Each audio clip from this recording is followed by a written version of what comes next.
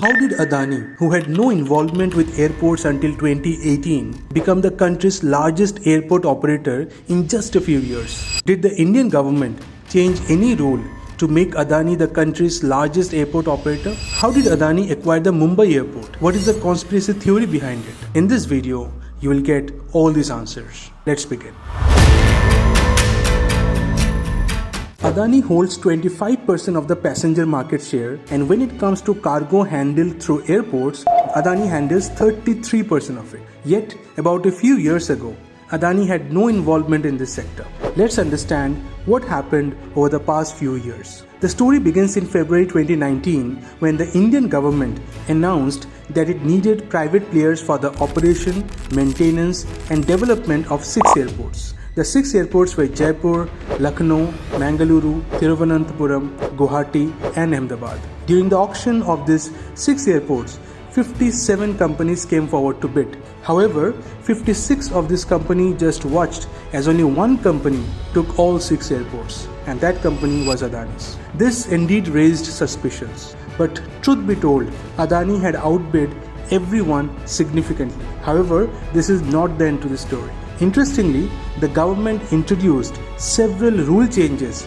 that facilitated this outcome. I'll share these rules along with the justifications provided by the government, and you can decide whether you find these justifications trustworthy or not. First rule change. Initially, companies needed prior experience in running airports to be eligible to bid. This rule was altered. This change in rule allowed Adani to apply who had no prior experience in running airports. Justification.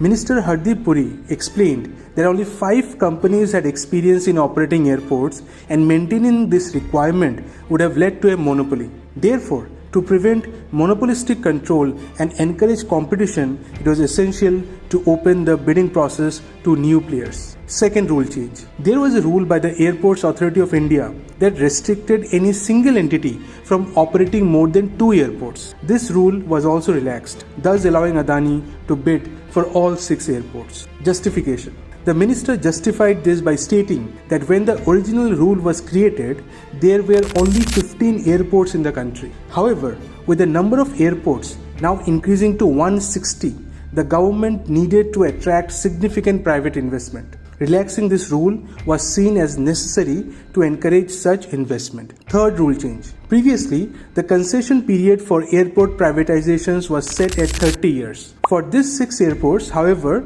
the period was extended to 50 years. Justification. The justification provided was that the new airports were not yet profitable and required a longer concession period to become financially viable. Extending the period to 50 years was seen as essential for the long-term success and sustainability of these airports. Fourth rule change. The revenue sharing model was changed from a percentage of revenue to a fixed fee. Justification. This shift was explained by the minister as a measure to prevent companies from under-reporting revenue. A fixed fee was considered a more transparent and straightforward approach, reducing the risk of financial manipulation and ensuring a steady stream of income for the government. Now that you have heard the rules and their justifications, do you feel these explanations can be trusted? The call is all yours. Let's now switch gears and discuss how Adani acquired the Mumbai International Airport. This story is very interesting. Gautam Adani and his group are already a major player in India's infrastructure sector.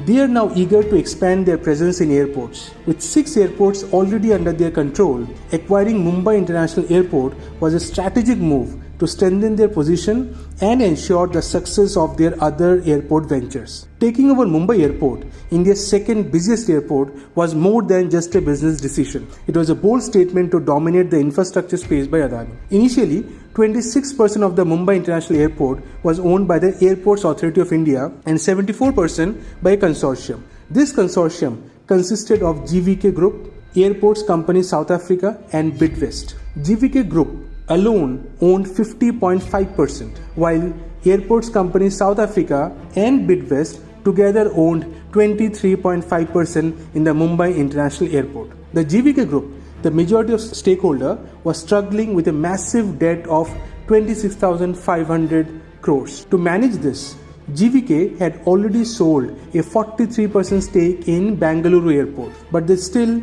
faced severe financial challenges. Sensing an opportunity, Adani targeted the smaller shareholders in the consortium, that is, Airports Company South Africa and Bidvest, who together held 23.5% of Mumbai International Airport. Adani offered to buy their stakes, thus launching his bid to take control of the airport.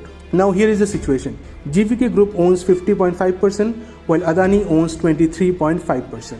To take control of the Mumbai airport, Adani was now eyeing on GVK Group's 50.5%. GVK, aware of Adani's move, tried to block it by exercising its right of first refusal. However, due to their financial difficulties, GVK struggled to raise the necessary funds. Adding to their woes, GVK became the subject of a CBI probe over alleged financial irregularities in the development of Mumbai Airport. This investigation further weakened GVK's position, making it even harder for them to resist Adani's move. Under mounting financial and legal pressure, GVK eventually had little choice but to accept Adani's offer. Finally, Adani took control of the Mumbai airport by buying GVK's shares. Now here's where a conspiracy theory comes in. There have been allegations that central agencies were used to force GVK into selling its stake to Adani. Is that true? We don't know for sure. It's just a conspiracy theory at this point. Moving on, Adani's proposal to acquire GVK's stakes was strategically crafted. Instead of a direct cash payment, he offered to assume GVK's debt of 12,700 crores. This arrangement allowed Adani to take over GVK's 50.5% stake,